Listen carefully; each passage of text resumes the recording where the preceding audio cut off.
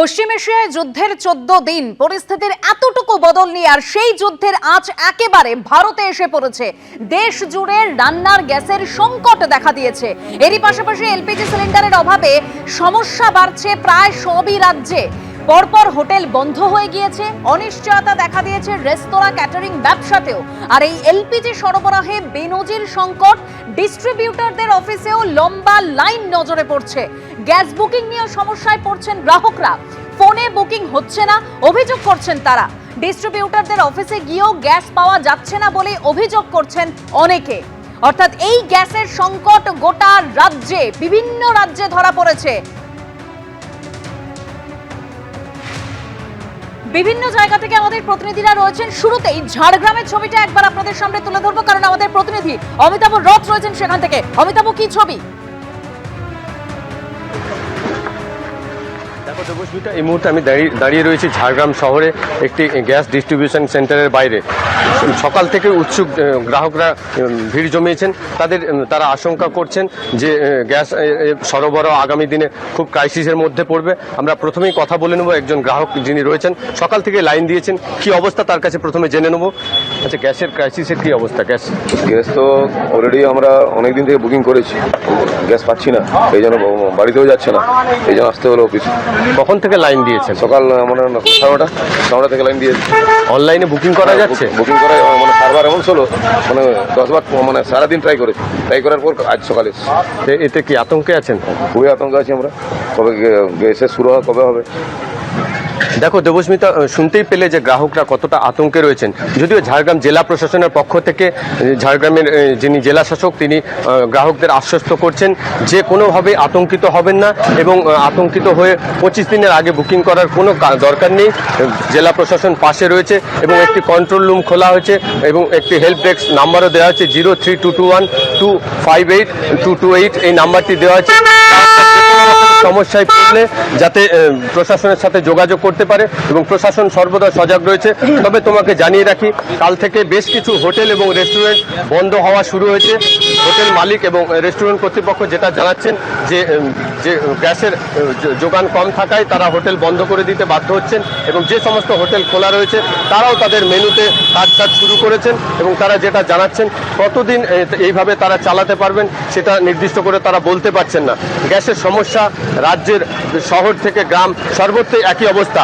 আবার নতুন করে যে নিয়ম চালু করা হয়েছে, শহরে 25 দিন এবং গ্রামে 45 দিন, তাতেও গ্রাহকরা সমস্যায় পড়েছেন। কারণ তাদের যেটা বক্তব্য যে 25 দিন বা 45 দিন একটা সিলিন্ডার কোনোভাবেই যায় না, ফলে তারা আগামী দিনে কি করবেন সেটাই বুঝে উঠতে পারছেন না। দেবস্মিতা, একদম অমিতাভ, তুমি আমাদের সঙ্গে থাকো। অর্থাৎ শহর থেকে জেলায় প্রভাবটা কিন্তু একই, গ্যাস মিলছে না। ডিস্ট্রিবিউটরদের অফিসের সামনে গ্রাহকদের লম্বা লাইন। অনলাইনে বুকিং করা যাচ্ছে, আবার কোথাও কোথাও বুকিং হচ্ছে না। বুকিং হলেও কিন্তু গ্যাস পাওয়া যাচ্ছে না। রেস্তোরাঁতে যে মেনু, সেই মেনুতেও কাটছাঁট করা হয়েছে।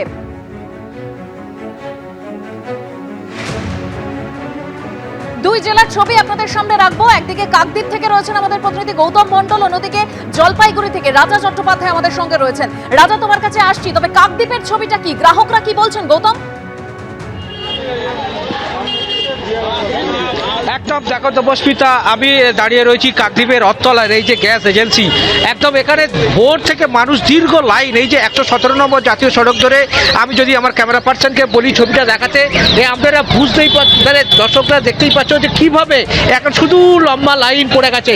প্রায় 1000 জনেরও বেশি গ্রাহক তারা ভোর থেকে লম্বা লাইন পড়ে গেছে এবং বেশ কয়েকজন জানাচ্ছেন যারা 2 থেকে 3 দিন এখানে আসছে তারা ফিরে যাচ্ছে এবং গ্রাহকদের মধ্যে রীতিমতো বচসা শুরু হয়েছে, লাইন নিয়ে বচসা শুরু হয়েছে এবং ক্ষোভও রয়েছে গ্রাহকদের মধ্যে। তারা অনেকক্ষণ, দীর্ঘক্ষণ, আমি একজন গ্রাহকের সাথে কথা বলে নেব। কতক্ষণ আপনি লাইনে দাঁড়িয়ে আছেন, কি পরিস্থিতি? আমি আজকে দাঁড়িয়ে আছি সকাল 7টা থেকে দাঁড়িয়ে আছি, এখন কটা বাজে? প্রায় 11টা, তাই তো? এখনো পর্যন্ত কোনো লাইন আমার আসেনি, কিন্তু গাড়ি ভর্তি মাল চলে যাচ্ছে। গাড়ি ভর্তি মাল চলে যাচ্ছে, কিন্তু রাস্তায় লোক রোদের মধ্যে দাঁড়িয়ে আছে, তাদের মাল দিতে দেরি করা হচ্ছে। কারণটা হচ্ছে গিয়ে গাড়ি ভর্তি মাল পাঠিয়ে দেওয়ার পরে সাধারণ গ্রাহক মাল পেতে সমস্যা হচ্ছে। আপনি কবে বুক করেছিলেন? আমি বুক করেছি 5 দিন আগে। কি বলা হচ্ছে, আপনি কি অনলাইনে বুক করেছেন? হ্যাঁ বুক করেছিলাম, কিন্তু ডেলিভারি বয় মাল ফোনই ধরছে না। যে ডেলিভারি বয় সে ফোনই ধরছে না। কিন্তু আপনারা যেটা অভিযোগ করছিলেন যে এখান থেকে অনেকগুলো অসংখ্য ভ্যান মাল ভর্তি হয়ে বেরিয়ে চলে যাচ্ছে, কিন্তু সাধারণ গ্রাহককে দেওয়া হচ্ছে না। আর একটা জিনিস, সাধারণ গ্রাহককে দিতেও তারা লাইনে দাঁড়িয়েছে ঘন্টার পর আর ঘন্টা। একটা জিনিস বলা হচ্ছে 25 দিন থেকে বাড়িয়ে 45 দিন করা হয়েছে হ্যাঁ। থেকে আরেকটা সিলিন্ডার, এটা কতটা সমস্যা করবে? সেটা যদি সরকার সিদ্ধান্ত নয় ক্রাইসিসের কারণে, সেটা আমাদের কিচ্ছু করার নেই, কারণ পরিস্থিতির উপর সবকিছুই নির্ভর করে। সেটা যদি অভাব সেই জায়গায় পৌঁছায়, সরকার যদি সিদ্ধান্ত নেয় আমরা বাধ্য, আমাদের এর বাইরে তো কিছু করার নেই। কিন্তু যেটুকু ডিস্ট্রিবিউশন সেটা সঠিকভাবে হোক, এটাই আমাদের বক্তব্য। একদম সঠিক ডিস্ট্রিবিউশনের দাবি চলছে। Distributionটা সঠিক। আর একটা কথা, এই যে আপনারা কতক্ষণ দাঁড়িয়ে আছেন? আমি সকাল 7টা থেকে দাঁড়িয়ে আছি। কবে বুক করেছিলেন? আমি 10 তারিখ। 10 তারিখ বুক করেছিলেন? হ্যাঁ। আচ্ছা, এখন কি বলছে কি এখানে? এখন এই তো লাইনে যাচ্ছি, তারা গাড়ির সব মালপত্র চলে যাচ্ছে, ছেড়ে দিচ্ছে, আমাদের ছাড়ছে না, আমাদের লাইন তো পড়েই আছে এখনো পর্যন্ত। এই তো 11টা বাজতে যায়। আপনার কি সমস্যা? গ্যাসের সমস্যা হচ্ছে ঘরের জন্যে, আর কি বলবো, এত লাইন দিয়ে আসছি এখনো পর্যন্ত পাচ্ছি না।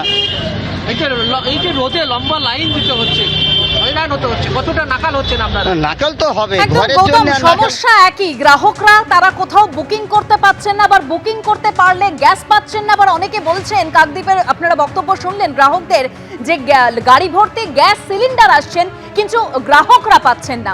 এবিপি আনন্দ, এগিয়ে থাকে, এগিয়ে রাখে।